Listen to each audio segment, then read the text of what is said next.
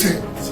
I'm Anthony F. Elmore, President and Founder of the Proud Black Buddhist World Association. We at the Proud Black Buddhist World Association are not only the Black Buddhist force in America, but we are the Black Buddhist force in the world. And today we bring you one of our most exciting and most important Buddhist lectures. My topic today is NARA Honored Historian Anthony F. Elmore, Black Buddhist, Challenge Nation of Islam, Black Muslims. So Dr. Muhammad, as a professor of religious studies, now I know absolute zero about Buddhism. Do you see any similarities within Islam and Buddhism? So are they comparable in any way to where maybe there's a word twist here or there could be? Great question. Buddhism. Now, I'm holding my books up not as a plug, but to make a point. Every single subject we're discussing, I have produced a body of scholarship on the subject to be vetted. To answer your question, this book right here, Religion of the Black God, Indic Sacred Science in Islam, I demonstrate, dear sister, that in this book, the Book of God, an encyclopedia of proof that the black man is God, what I demonstrate is that in ancient India, in ancient Mesopotamia, in ancient Egypt, in ancient Arabia, and in ancient Black Africa, all of them are branches, spiritual branches and physical branches of a central culture, civilization, and religion. And as a result of that, all of them have commonalities in them. And that includes this whole book documents that Islam, as taught by the Most Honorable Elijah Muhammad, the sacred science of the black God. That's what this Islam is. The sacred science of the black God. Ancient India is a home of the sacred science of the black God. I demonstrate, I'm going to say this, Buddhism is an articulation of the sacred science of the black God. So absolutely, I demonstrate that you find it's what we call the common theology of the ancient Near East. The ancient Near East, the ancient area had a common theology because they are all branches of a central civilization which was in Arabia. The Indus Valley civilization is a child of Arabia, not the other way around. This is the question. Should we follow what is incorrect because it comes from a black man? Or should we not follow what is correct because it comes from a white man? This is what I would like you to do. I would like you to compare the Nation of Islam books, the Religion of the Black God, and the Book of God, and I would like you to contrast this book with the book written in 1836 by British historian and scientist Sir Godfrey Higgins, called the Anacalypsis. An Anacalypsis is an attempt to draw aside the veil of the saitic, or an inquiry into the origin of languages, nations, and religions. It is a result of more than 20 years of research by British historian Godfrey Higgins, and it is an effort by the author to uncover most ancient and universal religion from which all later creeds and doctrines spring. This is a lengthy and extensive research history. The Anacalypsis provides valuable insight into the origins of religion. In this lecture, we present the teachings of religion as taught by the Anacalypsis against what the Nation of Islam teach. Our challenge is not about Anthony Elmore. We asked Dr. Wesley Muhammad and the Nation of Islam to challenge the Anacalypsis and British historian Godfrey Higgins, and that Godfrey Higgins contrasts and dispel what the Nation of Islam teaches.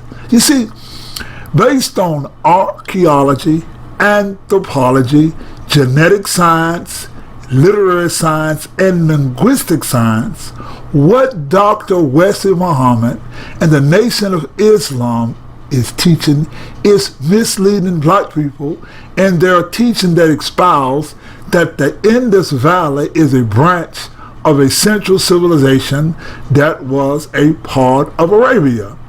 They teach that the civilization started with Islam in Arabia. The Anacalypsis teach that the seat of civilization is in India with Buddhism.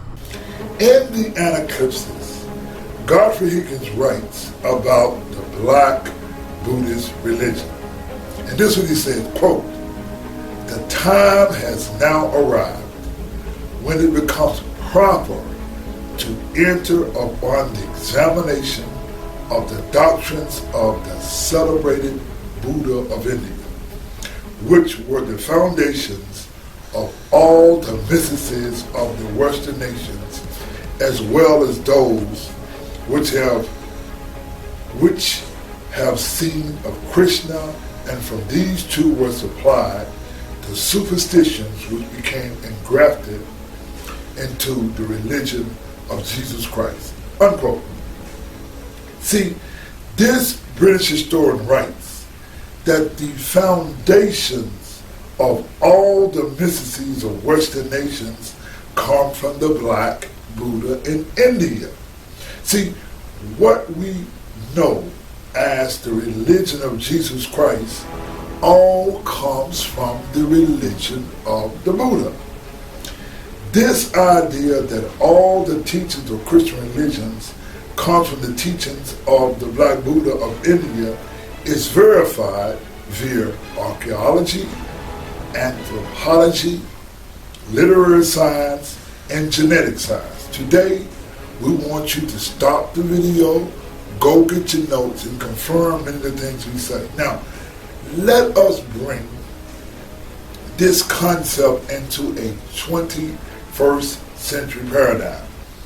The most difficult reality about these Black Buddhist facts of history and science is that those who oppose the inclusion of the facts of Black science and history, the fact that you to think about the words archaeological, anthropological, literary science connects Buddha and Christ. Recently, scientists made an important archaeological discovery that puts the Buddha back as far as 650 BC, or before anyone had ever heard of a Jesus Christ. Certainly, the original Jesus Christ was a black man. However, archaeological evidence shows Jesus as a white man in the 2nd century AD. We're going to get to that. Now, let us discuss the one fact that white people, Asians, and religious experts try to keep away from the light of day. The one thing that everyone hides and keeps hidden is the Buddha, or Buddha's relationship in Africa. This is the point. If you keep the Buddha out of Africa, then you can hide the Buddha's relationship or the Black Buddhist connection to Christian history. See, let me speak from a matter of fact. Dr. Wesley Muhammad and the Nation of Islam do not correctly teach Black Buddhist history. White people, Black religious leaders, Asian Buddhist teachers all keep Buddha out of Africa, and none of them would teach or share the history and culture of Buddhism in Africa. This is the point when you can connect Buddha in Africa, is when you can connect Black Buddhist history with Christian history. Now, in regards to the Abrahamic religions, that is Judaism, Christianity, and Islam, they do not deal with archaeology, anthropology, genetic science, literary science, nor linguistic science. Let us approach religion from the standpoint of history. Now, let us talk about the father of history, whose name was Herodotus. Now, why is Herodotus the father of history? You see, Herodotus is known as the father of history because he was the first historian to collect and systematically document events and create an account.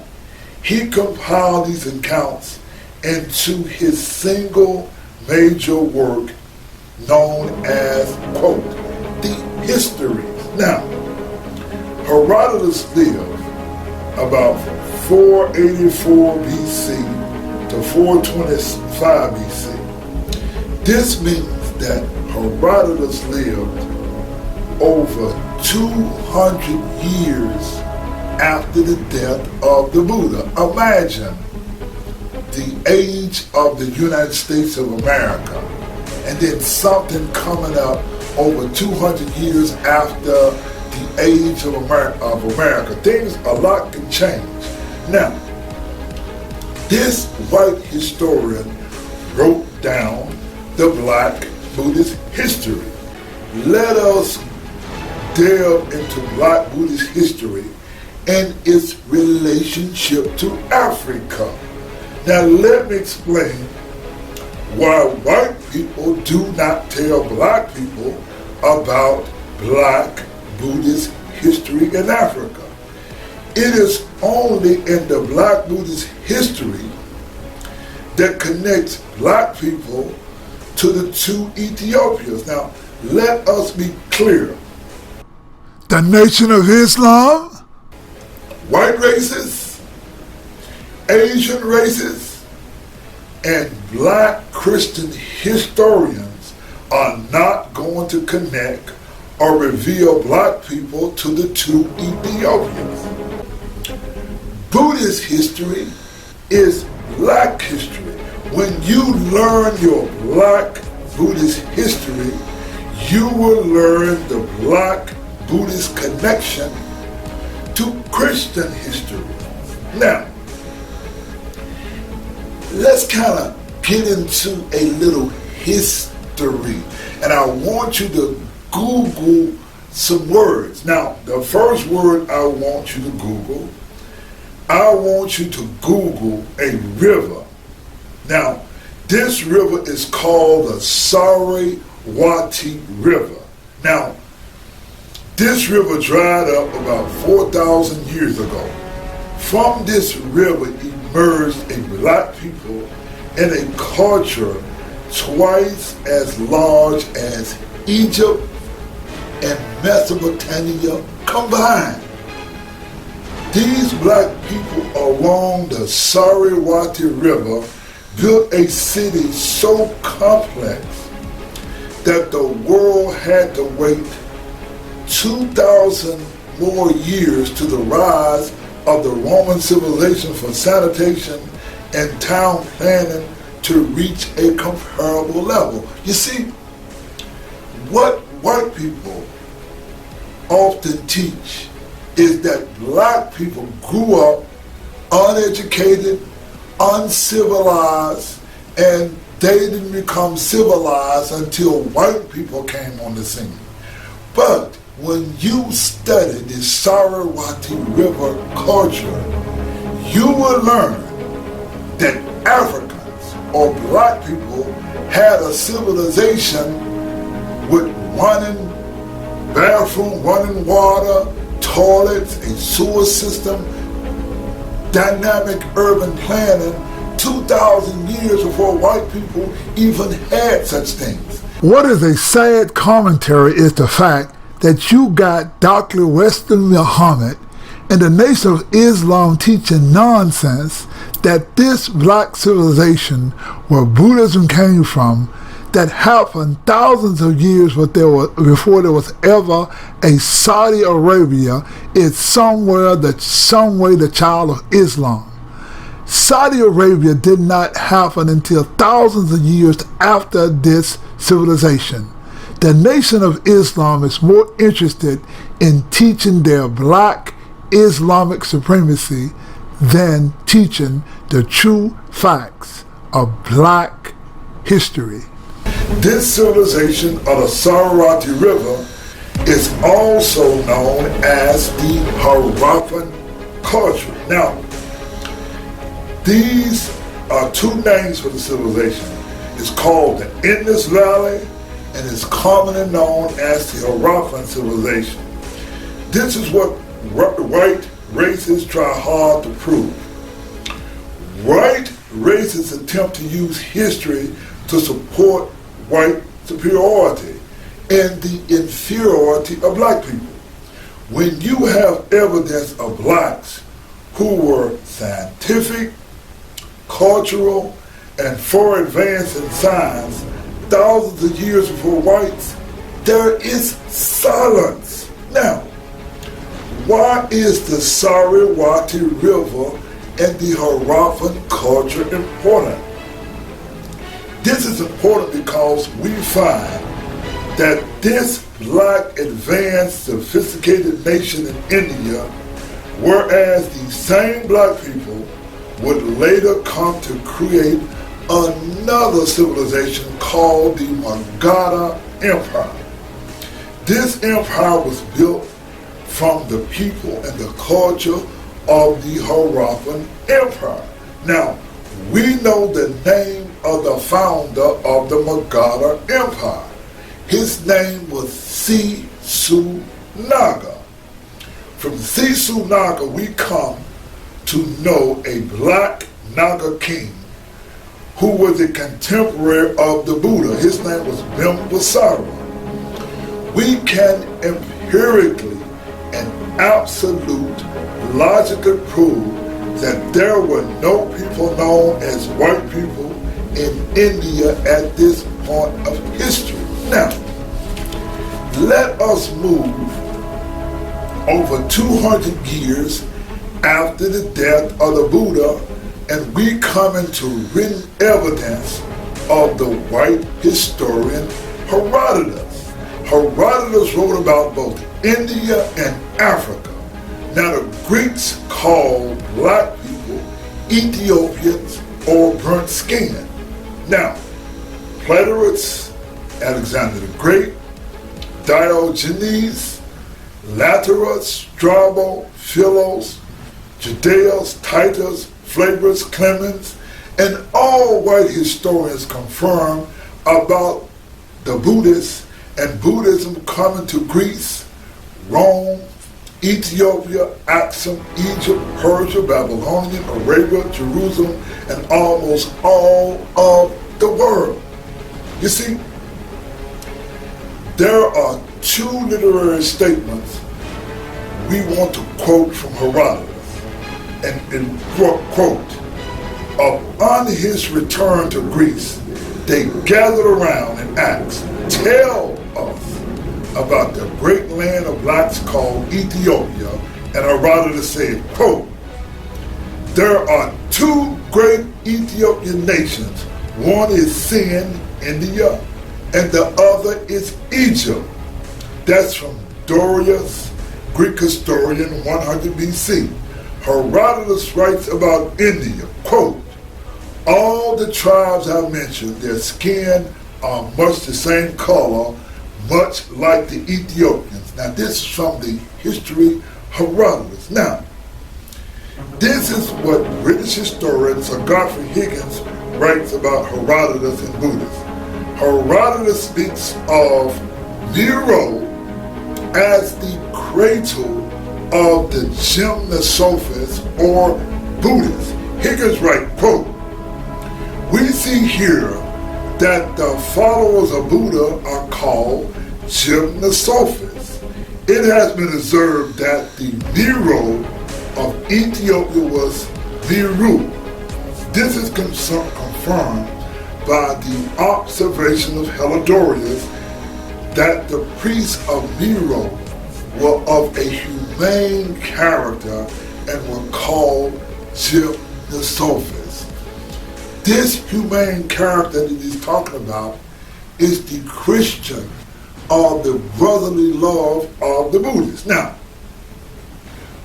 when we come to Herodotus, we are over 400 years before the world ever heard of the religions called Christianity, Judaism, and Islam.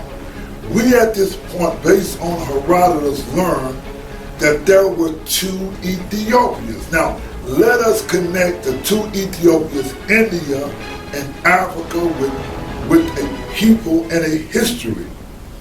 Before there was ever a white man to describe a black man as Ethiopian, there were black people who named themselves, and they were called Kush or Kushites.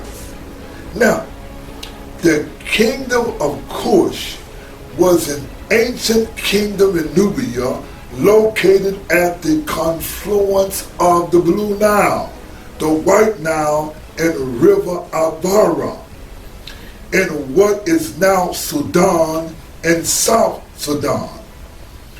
We are at 400 BC, and the Greek historian Herodotus writes that Nero was the cradle of the Gymnosophists or Buddhists.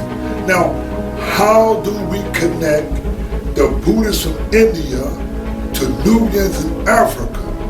Exactly who were the Nubians? Now, the term Kushite is a general term that refers to Nubians, Sutra, Neotes, Egyptians, Anu, Canaanites, and Afro-Sumerian rulers of Mesopotamia.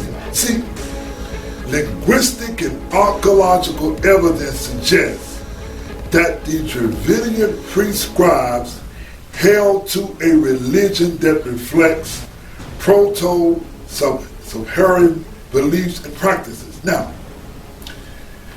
let's go back to the Greeks. Now, there was an Afro-Greek writer named Homer who alluded to the diversity and unity of the Kushite empires when he wrote, quote, "A race divided when the sloping rays, the rising and setting of the sun rays, before Homer's time in the 8th century BC, there was a time but a vast dominion that stretched from West Africa to India, and it was dominated by rulers and priests who were ethnically Kushite."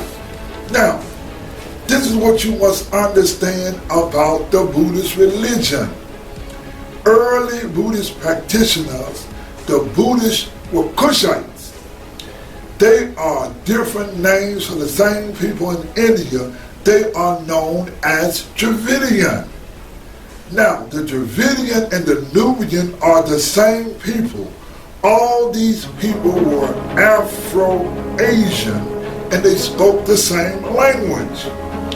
Let me give you a point in history. The Kushites ruled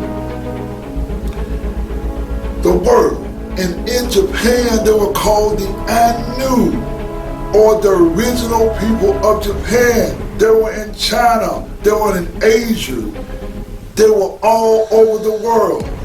Now, these Japanese who teach us Nichiren Buddhism are not going to teach black people that the original people of Japan were Kushite or the black Anu. The one thing that whites, Asians, and blacks who are trained by white people make sure that black people do not learn is about the Buddhist religion, is the fact that Buddhism from India and the Nubians or Kushites in Africa are one and the same people who spoke the same language. When Herodotus visited Nubia, or the capital of Kush, he wrote that Miro was the cradle of the Gymnosophists or the Buddhists. Now, the foundation of what later became the Christian Bible came from the Buddhists as revealed by Godfrey Higgins in his 1836 book, The Anacalypsis. Before there was ever the thought of a Christian Bible, our ancestors, the Black Buddhists, wrote the book of Genesis. What Christians have in the Bible is apocryphal writings. Now, we Black Buddhists have archaeological evidence.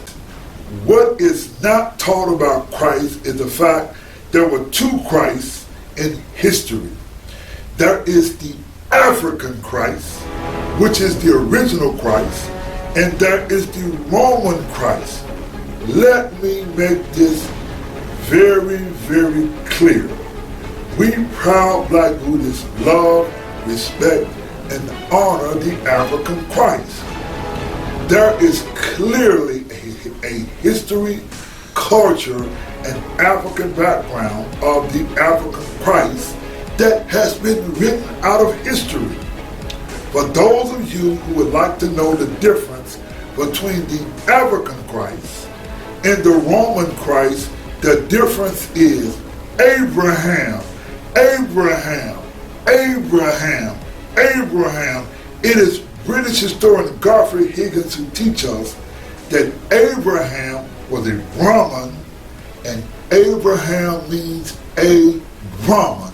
And the teachings of the two Christs is the teachings of the African Christ, and the white Christ was the teachings of Abraham or the Brahmin.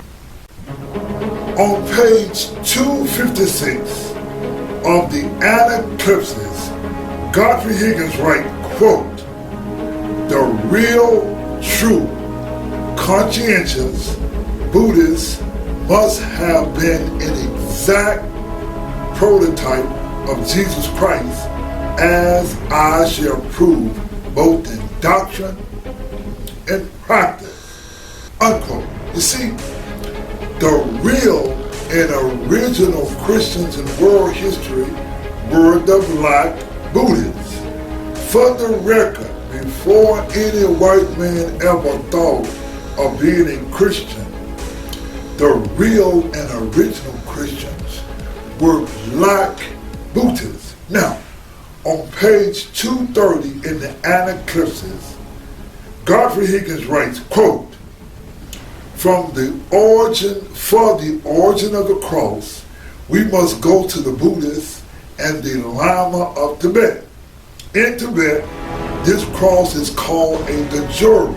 Now, the African cross of the Anak in ancient Egypt came from the Buddhist teachings. The cross in Roman Christianity did not become official until King Constantine of Rome endorsed the cross hundreds of years after the death of Christ. Now, while the cross is the foundation of the Christian religion, the cross in Buddhism symbolized the Buddhist concept of enlightenment. It was the African Christians or Buddhists who came up with the cross. Now, please note that the word Christ and Buddha means the same thing. The word Jesus represents an individualized level of enlightenment in Christian experience. See, Christ, on the other hand, represents an epitaph in the explanation of the quality of enlightenment reached by Jesus. For this reason, In the context of Western mysteries, Jesus represents the perfect mode, the inner workings of the purified substance in the vehicle in which the path of awakening, the level of Christ consciousness takes place. Now, the word consciousness, now in Saitic, Messiah, and in Greek, Christos means the anointed one. As for the word Nazarene, the meaning is, quote, he who reveals what is hidden. Now, as far as the word Messiah, it has two meanings. The Christ or the anointed one and the measured one, unquote. Now, please note that Jesus in Hebrew means redemption, and the word Nazareth means the truth. Thus, the Nazarene means the truth.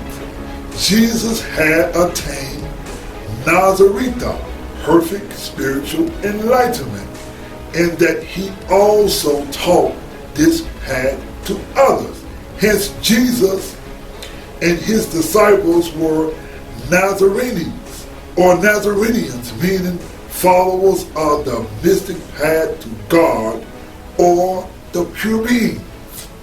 The original apostles used the term Jesus the Nazarene, Messiah, which means Jesus the Nazarene, the Christ, the anointed one. Atone and enlightenment is one and the same word. Remember, now, his last name is Christ. The first name is Jesus. The middle name is Nazarene. Now, hence, the name Jesus Christ of Nazareth means the anointed one, the giver of truth, the bringer and the source of redemption, the revealer of what is hidden, the enlightened one, who has the gift to awaken one.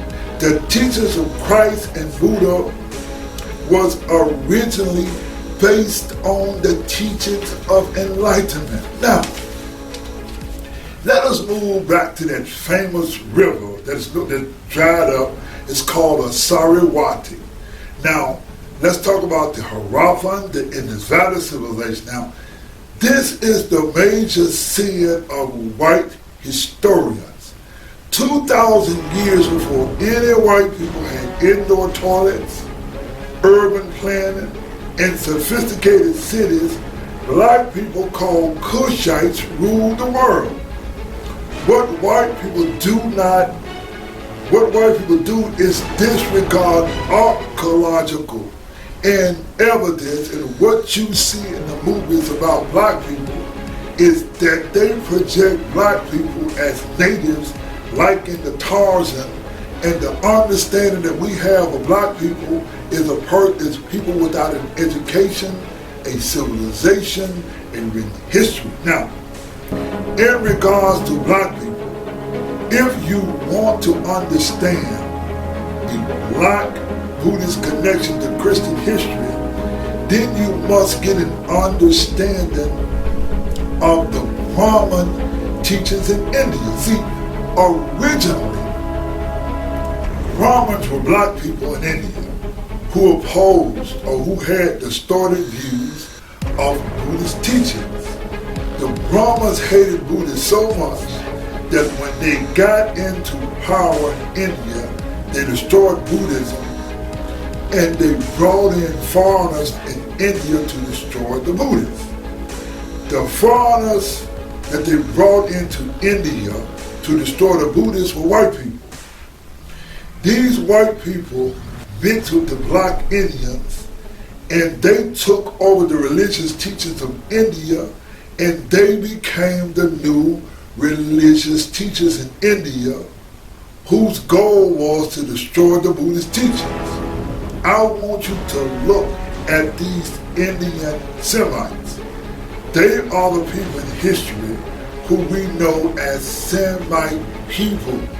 These Semite people are these people in India who became the Brahmins. These Brahmins created In India, the world's first sanctified racism based on skin color called the caste system in India. Now, look at the pictures of the Brahmins in India. These Brahmins would later create a religious paradigm that would not only infect India, the Brahmins rewrote world history and created what we have in today, the false Brahmin teachings. In regards to Brahmin history, black people in America would kill another black rather than challenge Brahmin teachings in America. In fact, I, Anthony F. Elmore, would be hated by blacks, whites, and Asians when I tell about Brahmin history. It is the Brahmins who have a hold on world affairs. The best way that I can explain Brahmin history is via the movie Planet of the Apes. See, the Brahmins rewrote science and they extricated all black people out of history. Let us watch a scene from the Planet of the Apes. Tell a story, and some will say it was just a fairy tale about a human who came from the stars and changed our world.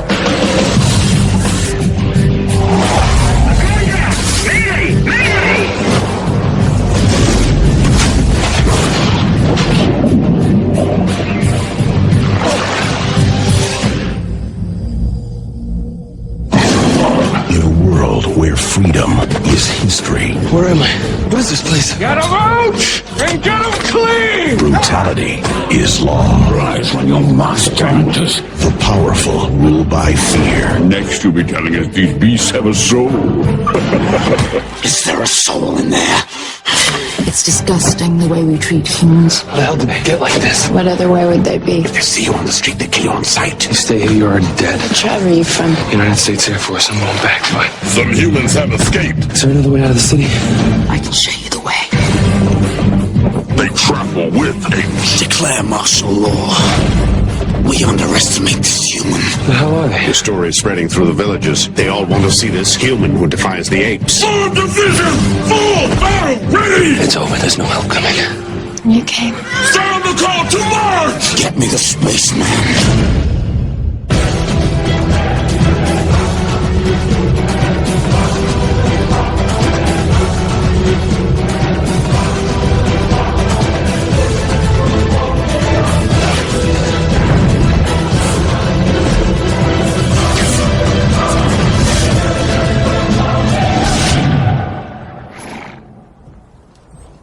Kill them all. Most people have no idea that they study and practice Brahmin teachings because most black people made a Brahmin their father. See, we learn about the Brahmin father from the British historian Godfrey Higgins, who names and explains the word a Brahmin, who later became known in history as Abraham, who later became the father of Judaism, Christianity, and Islam. Now, in order to get a clear understanding about the Brahmin teachings promote a history without science and facts. See, Brahmin's teachings are the epitome of apocryphal teachings. Please understand that the goal of Brahmin teachings was to destroy and rewrite Black Buddhist history, and they did a good job. See, the Brahmins are the masters of rewriting history and changing historical dates.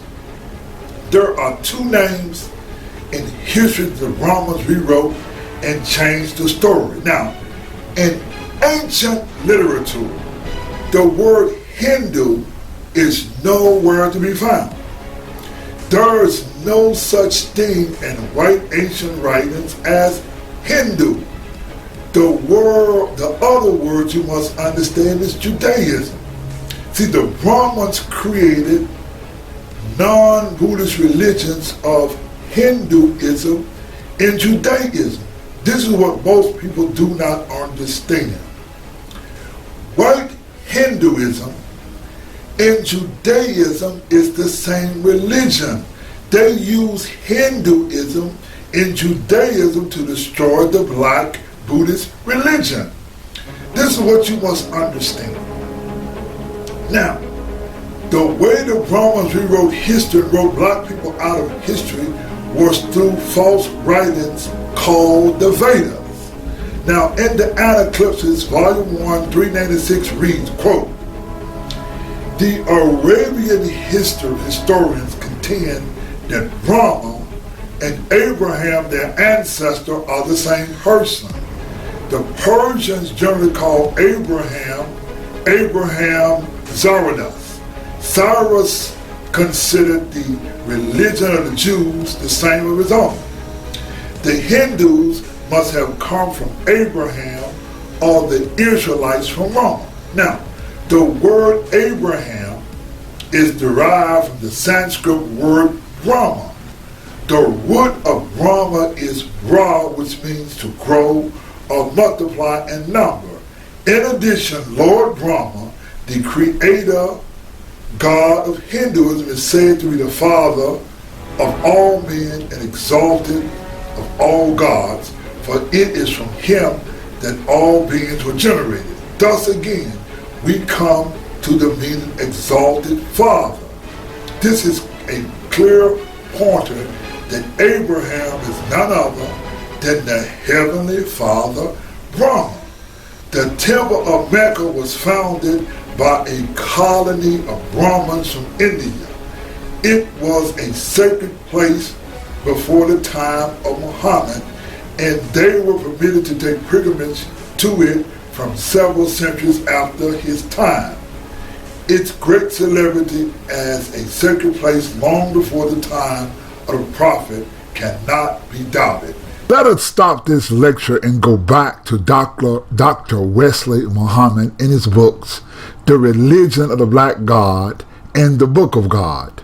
British historian Sir Godfrey Higgins point out in his 1836 book, The Anacalypsis, that the Temple of Mecca was founded by a colony of Brahmins from India.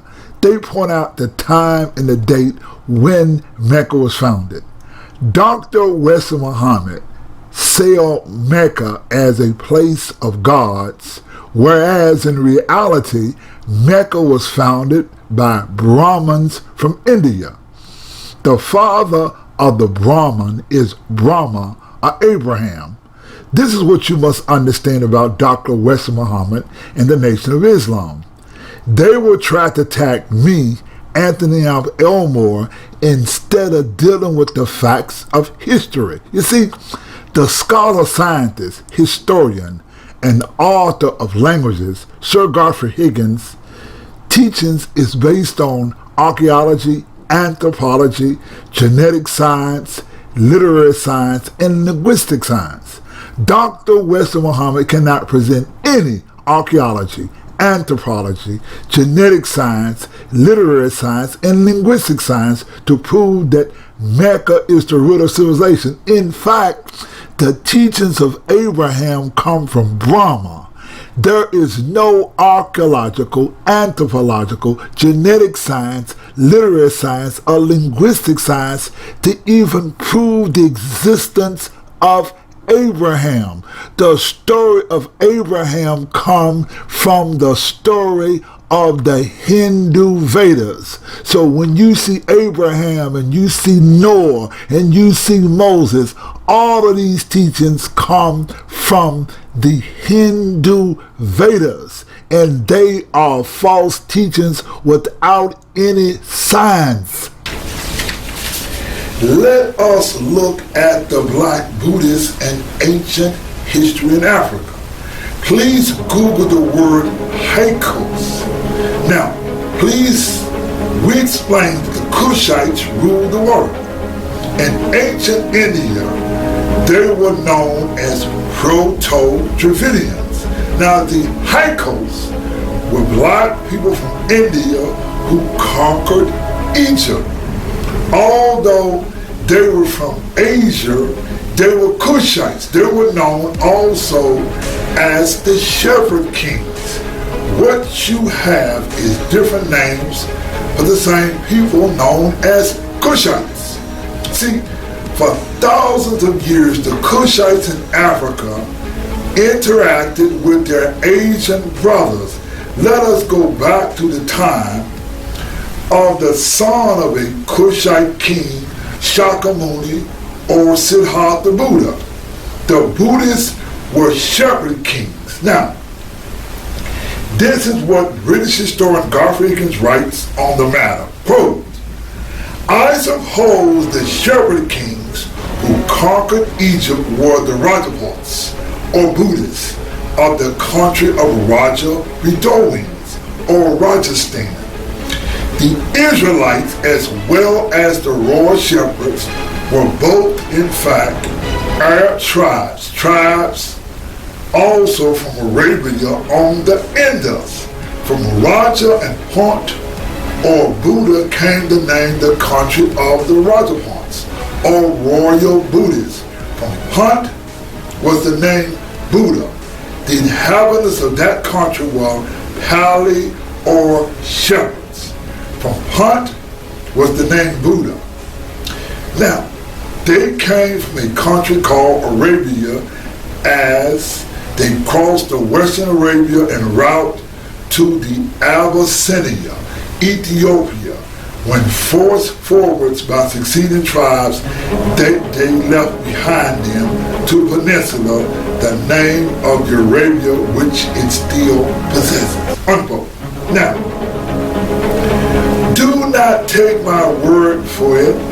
If you look at Ethiopians in Africa today, you will see that they look just like the Southern Indians. All you have to do is look at the Ethiopians of the Hyksos and know that these people were Buddhists. They were called Naga, and you see the Egyptians with the snake.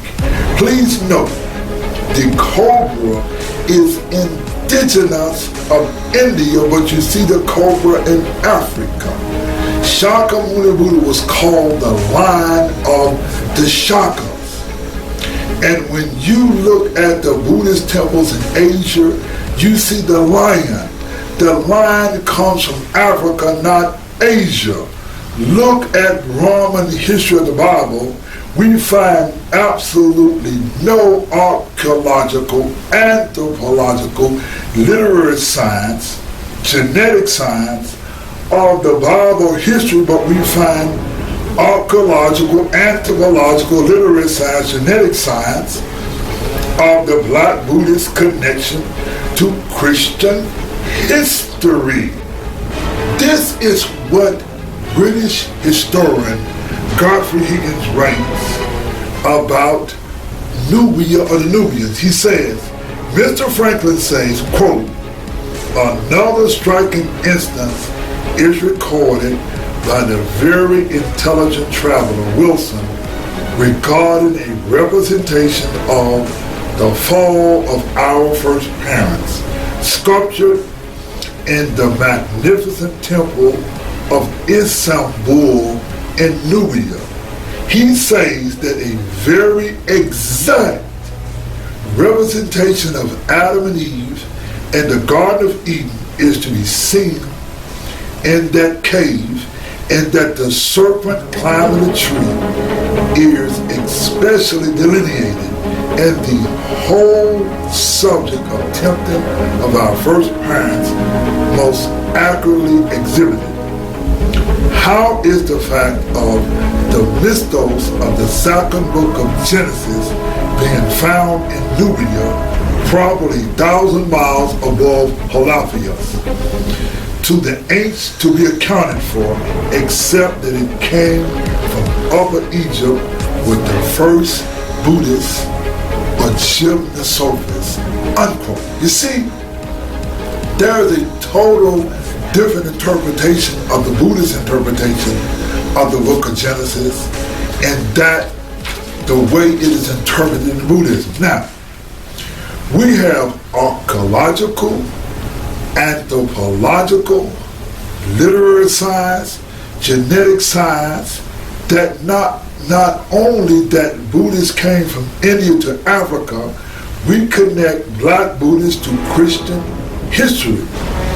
Before there was ever any white person who called themselves Christians, Black Buddhists were not only Christian, white people were worshiping the black god and his mother.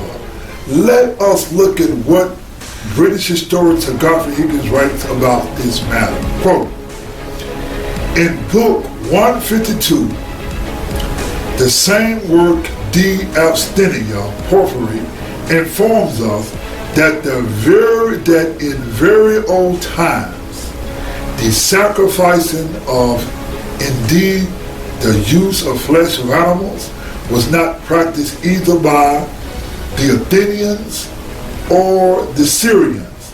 The Syrians, that is, the natives of the ancient city of Ona, and the Palestinians, the Ionians, of whom I shall speak presently. Advancing still eastwards, we find porphyry giving an account of the Magi from Ebullus, who wrote that their history, in which he states that the first and the most learned class of the Magi neither eat nor slay anything animated, but adhere to the ancient abstinence from animals. After this, he goes to the gymnosophists called Sanmedians, and the Brahmins of India, whom he gives an account, and from which it appears that they have varied very little from what they were in his time. But all these actions seem to show signs of the first Black Buddhist people as either no animal food or the Black Hilaski or Illyrians coming to Italy and bringing the black god and his mother along with them. They not only brought the black god and his mother, but they brought his house of Loreto, as I shall show in its proper place, unquote. Now, this is what I like to know. If there is any honest people who I can speak with, the first Black Buddhists were not only vegetarians, they brought the black god and his mother to Italy hundreds of years before there was ever a religion that was officially called Christian. White people and people over the world practice the religion of the black god and his mother. You see pictures all over the world of the black god and his mother. It was only in 325 AD at the Council of Nicaea that King Constantine made the religion official. Now what he did was he added the god of England or Britain called Jesus to the name, and then they added the name from the Krishnas. See, the Krishnas was another set of Buddhists, and they officially called the religion of the new god Jesus Krishna. However, the religion of the black god and his mother was all over Europe. At this time, we had the Kushan Empire, but the Kushan, or the Kush Empire rather, had changed its name to Abyssinia. because it changed to become Christian. Now, what I want you to understand, that in the Bible, how we know about the Buddhists is the word Samaritan. See, in the Bible, that was the Good Samaritans. In the story of Christ, British historian Godfrey Higgins spells Samaritan, or he writes the Samaritans were the Gymnosophis of Buddhists. Now, the word Samaritan means Buddha or Buddhist people. The Buddhists or passive people brought their religion or Christ or Buddha into Italy. When you see the Catholic Church, the Black Madonna you are looking at is the Buddha and his mother Maya. Higgins also writes, quote, "We see here that the followers of Buddha are called Gymnosophis. It is observed that Miro of Ethiopia was Miru. This is confirmed by an observation of Helidorius that priests of Miro were of a humane character and were called Gymnosophis." This is what white people do not tell black people. For hundreds of years, white people in Europe practiced the religion of the Buddha all over Europe. White people practice Buddhism, and you will see whites honoring the black baby child, Buddha, and his mother.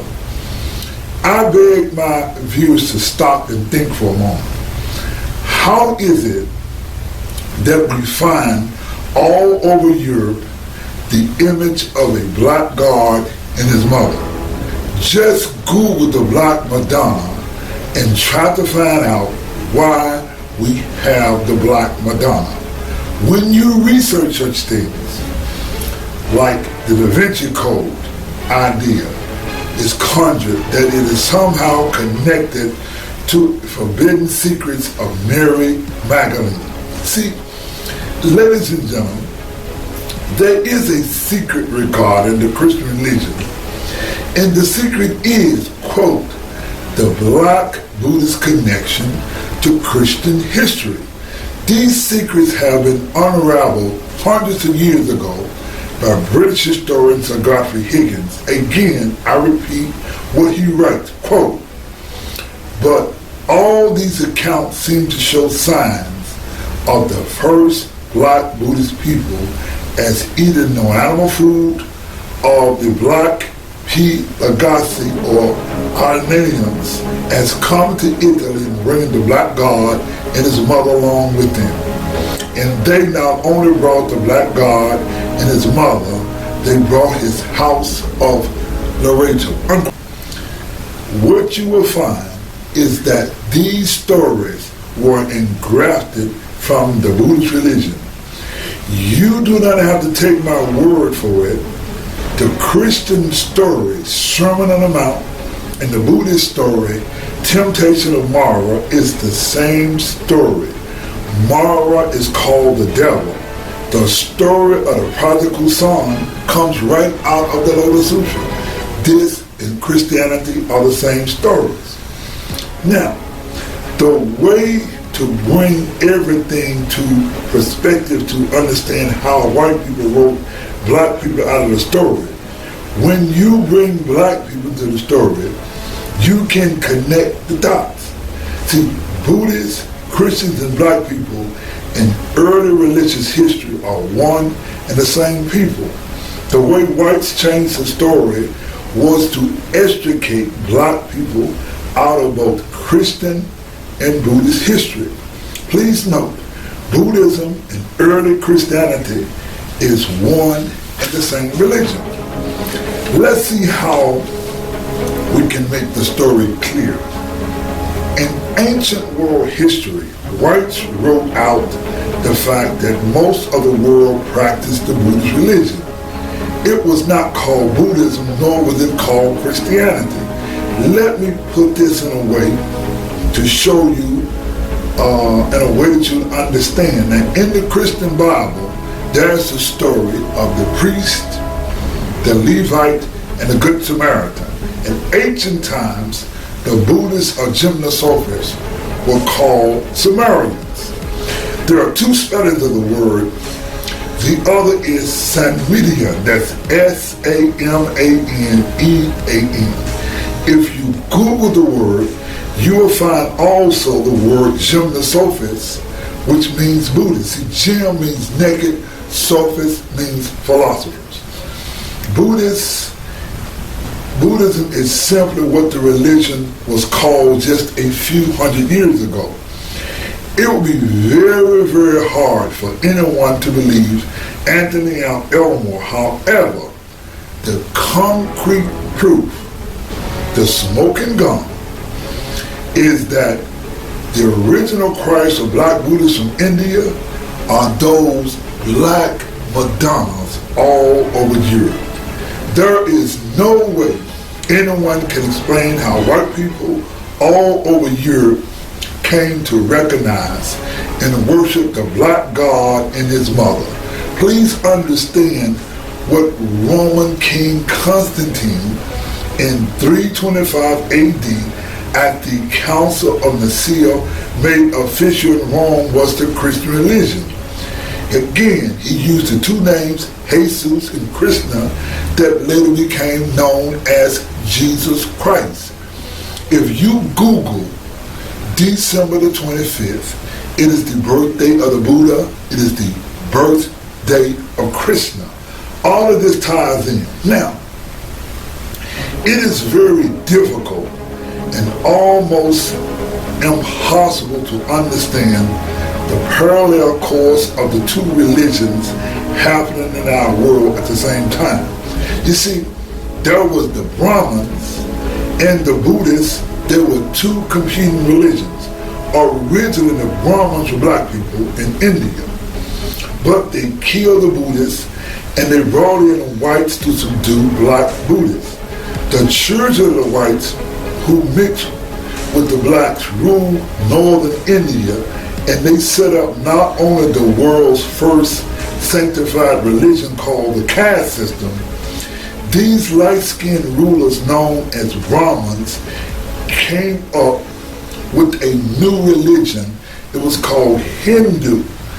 They and their religion rewrote history and created myths that later became known in the world as history and facts. See, the clearest way to delineate the original Christians with black Buddhists is to separate the teachings of the Hindu Brahmins. Please understand that in ancient writings, the word Hindu, as in the Hindu religions, did not exist. The Hindu Brahmins rewrote history, they introduced myths, changed the dates, and they called it world history. There exists no archaeological evidence of Abraham, Noah, Moses, or the Exodus. All of these stories come from the Hindu Brahmins, who rewrote history, changed dates, and appropriated black Buddhist history. The two most noted written books by the Brahmins were the Vedas and the Torah. Both books are reeked with fraud, and they came from the same source, the Brahmins. Now, what you must understand is that there exists no archaeological evidence of the Torah of the Brahmins before AD. Now, we at the Proud Black Buddhist World Association can explain why there is a black baby, a black God baby with his mother, because the black God baby and his mother were originally black Buddhists. Let me take you to some of the earliest archaeological evidence of a white Christ. The first archaeological evidence of Jesus happened in the 2nd century with the Kushan king Kanishka. Now, please understand that King Kanishka was a Kushan king who had ruled Afghanistan. Now, he conquered India.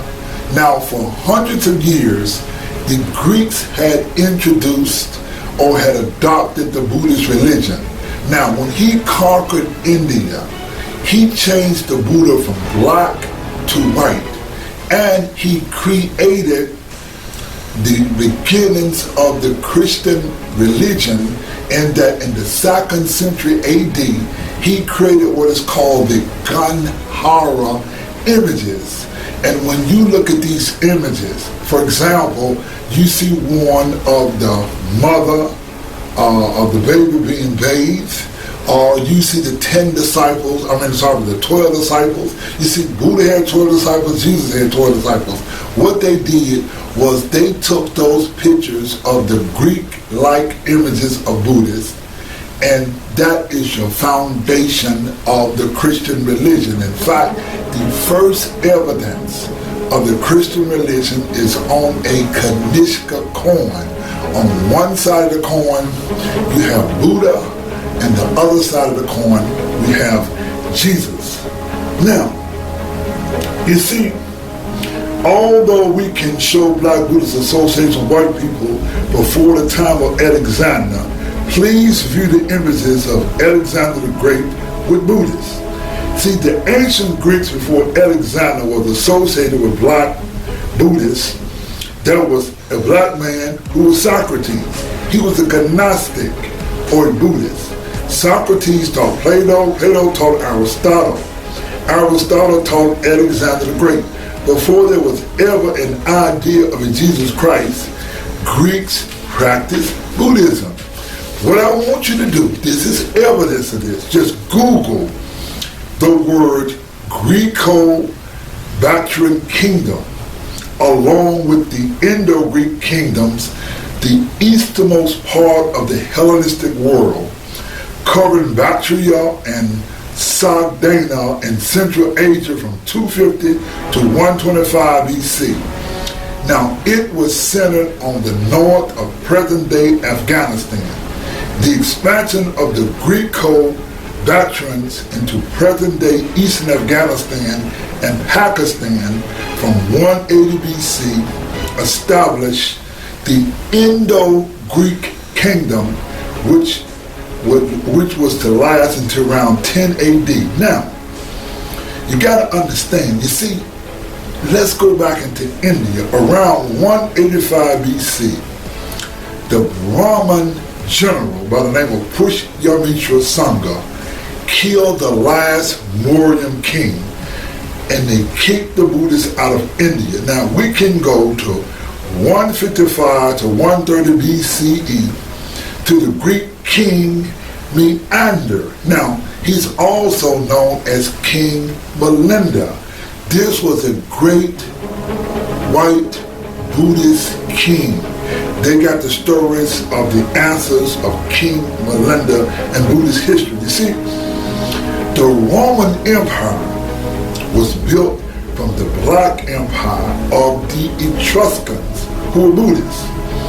This is what white people do not tell black people. It was the Black Buddhists who was called by the Christians who Nero fed to the lion in Rome. Let me be clear.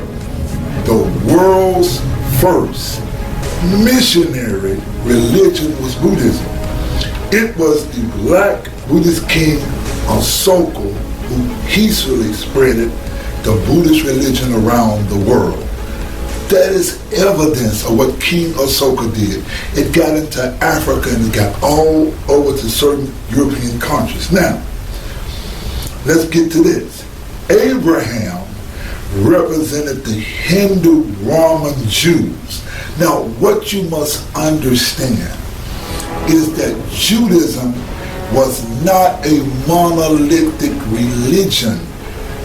The Jewish religion, everybody was not the same. For example, the Jews, there was a tribe of Jews who came to Africa from India hundreds of years before the other Jews. This tribe of Jews were called the tribe of Judah.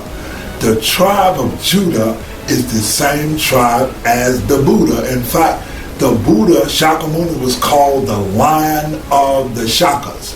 Whenever you see the tribe of Judah, you are going to see the lion, because the lion represented the Buddhists. When you see the Ashoka Edict, which we're going to show you, the Ashoka Edict, you see the lions on the throne because they represented the tribe of Judah. You can see this at the Afro-American temple in Africa. You see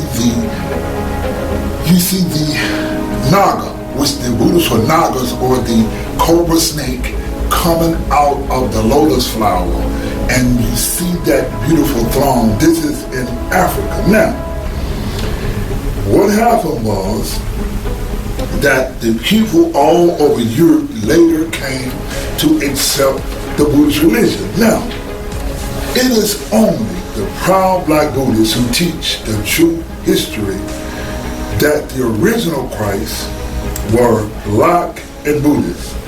When you challenge, you go to the 2nd century AD, where the Kushan king changed the Buddha from black to white. This is when all of this happened.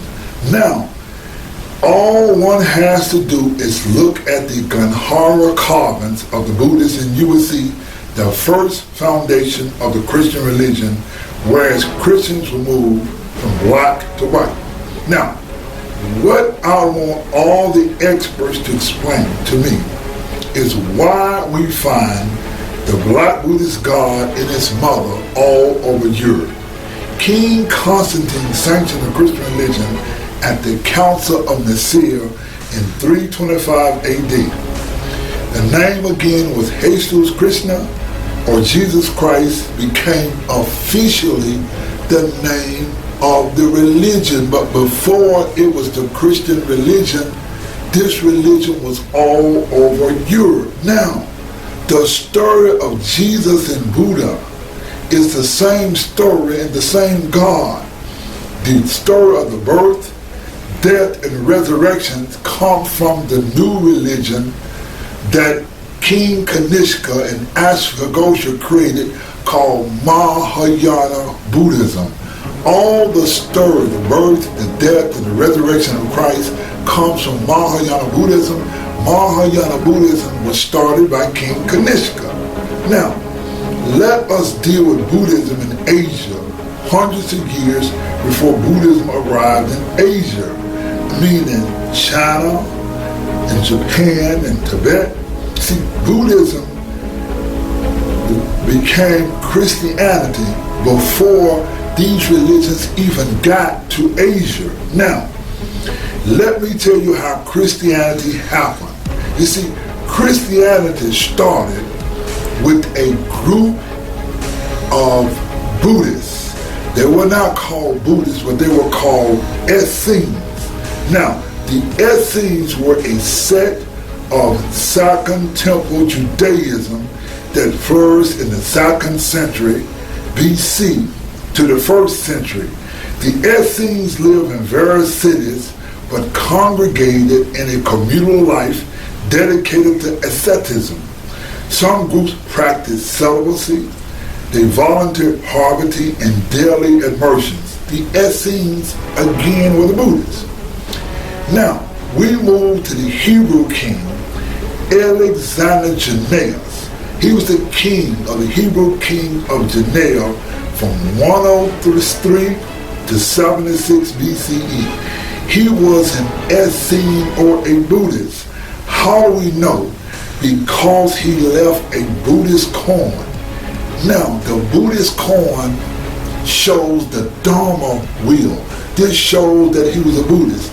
Now, what happened was he got into a fight with the Brahmins. Now, the Brahmins were called the Pharisees and the Sadducees. Now, he got into a big fight. There was a big major war, and Alexander Jannaeus disappeared, the Essenes disappeared, and we never heard any more from them until about 1940 or 46, and they found some scrolls in a cave near the Dead Sea. These were the Dead Sea Scrolls. Now, In regards to black people worldwide, white people literally wrote black people out of history. Most white people are not going to tell black people that the original Christian God was black and Buddhist. Just ask white people and any scholarly Negro why you find the black God and his mother in European nations revered to this day. Now, let's bring this lecture to a close. Now, we told you that was the great Kush Empire of Morocco. Now, what happened was there was another group of black people who conquered the Kush Empire. Now, see, the Black Nubian Empire lasted until it was captured and burned to the ground in the 4th century AD by Ezana of Axum. That's from 320 to 360 the Christian era. It's located in present-day Eritrea, northern Ethiopia, Yemen and Saudi Arabia, northern Somalia, Djibouti, northern Sudan, and southern Egypt.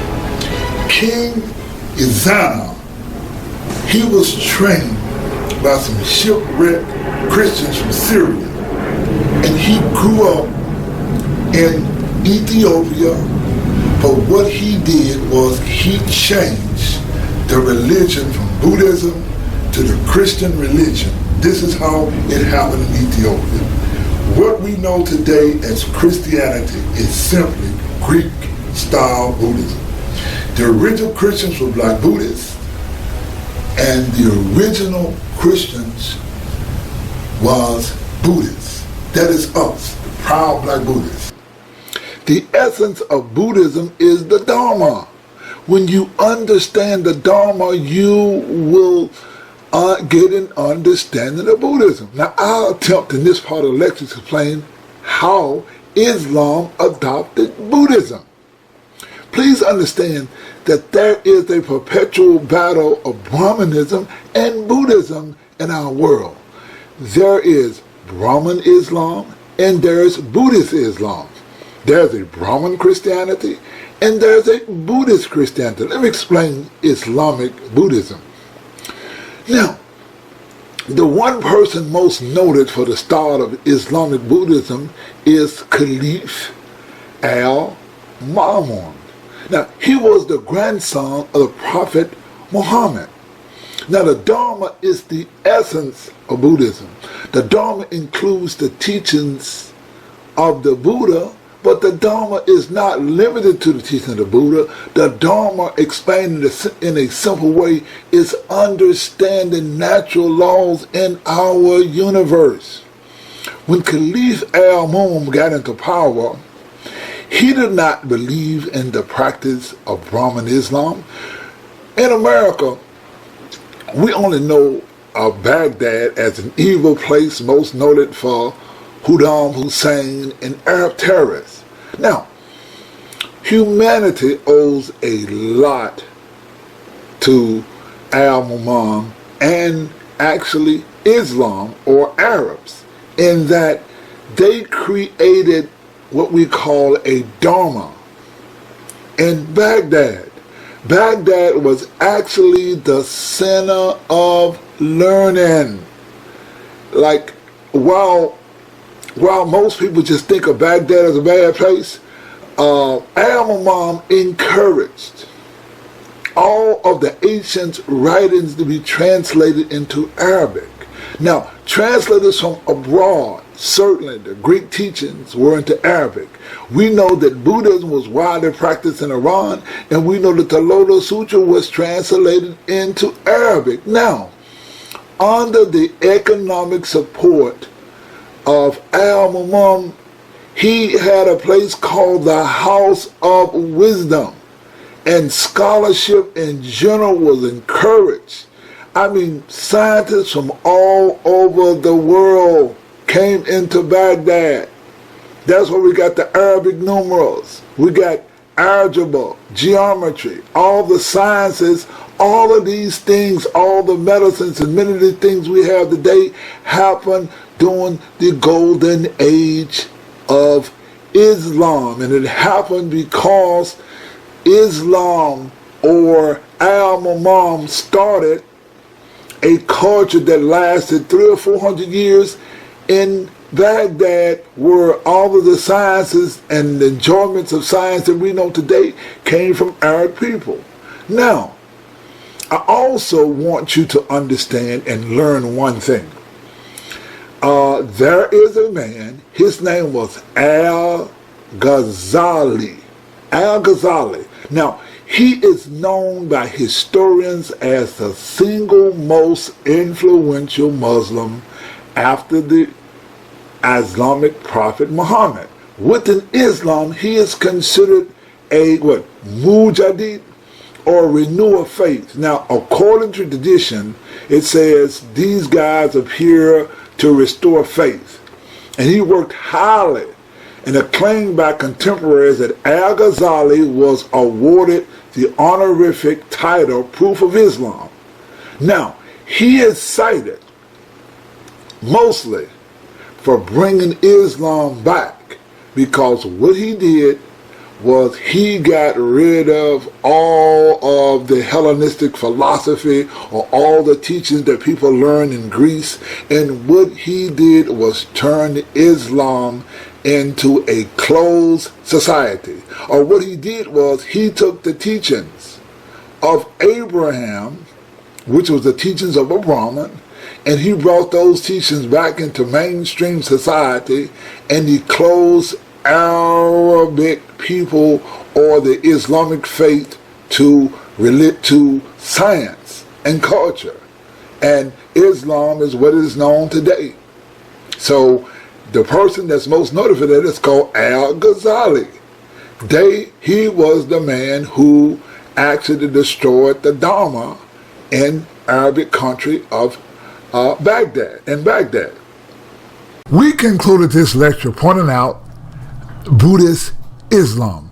Buddha means wisdom, and in Baghdad they had the house of wisdom, whereas they practiced Buddhist Islam. Please note that the Buddha Dharma is the eightfold path. We practice the Dharma. The Dharma is the right view, the right intention, the right speech, the right action, the right livelihood, the right effort, the right concentration, and the right mindfulness. What you have here is us, who are proud Black Buddhists, teach a Buddhism based on science. We are more like Dr. Neil deGrasse Tyson, and that we stand proud and we teach the Lotus Sutra, the highest of the Buddhist teachings. The title of the Lotus Sutra is Yo Renge Kyo. Yo means correct. Ho means law. Renge is the symbol of the lotus flower, which means the law of cause and effect. And the word Kyo means teachings, or Buddha teachings, all the teachings of the universe. And the word Namu means to awaken. So we teach Buddhism, awaken to the correct law of cause and effect teaching. Anyway, I am Anthony Elmore, President and founder of Proud Black Buddhist World Association, bringing you another Black Buddhist lecture.